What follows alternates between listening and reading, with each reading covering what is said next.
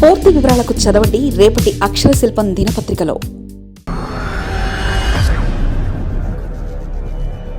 వెనక్కి తగ్గిన విజయసాయిరెడ్డి, జగన్ చేసిన కామెంట్స్, ప్రతిగా సాయిరెడ్డి స్పందనతో ఇద్దరి మధ్య గ్యాప్ వచ్చినట్లుగానే ప్రచారం.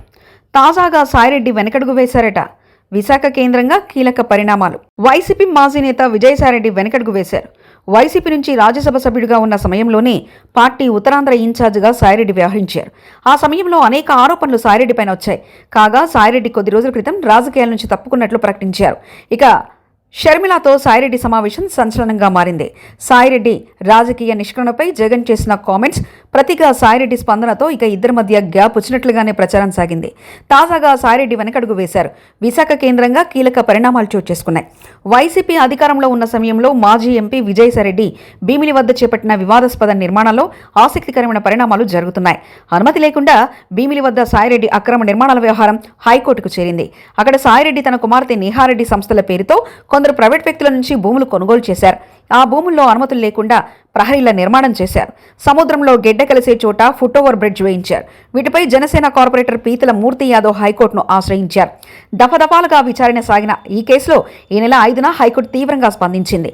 ఆ నిర్మాణాల కూల్చివేత వివరాలను వారంలో సమర్పించాలని ఆదేశాలు జారీ చేసింది. ఈ వ్యవహారంపై అధికారులతో కమిటీ ఏర్పాటు చేయాలని ఆదేశించింది. ఈ మేరకు ఏర్పాటైన కమిటీ ఈ నెల 8న భీమిలి సాగర తీరమంతా సర్వే చేశారు.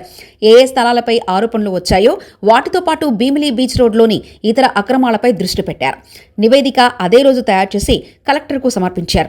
అక్కడి నుంచి అది హైకోర్టుకు చేరింది.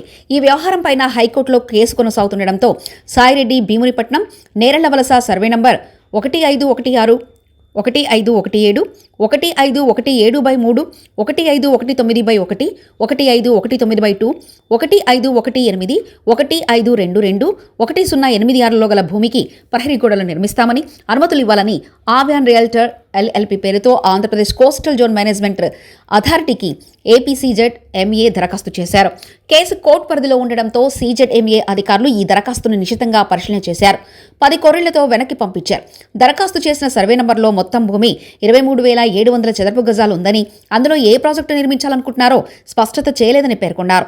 దాని అంచనా వ్యయం కూడా పేర్కొనలేదని అభ్యంతరం వ్యక్తం చేశారు.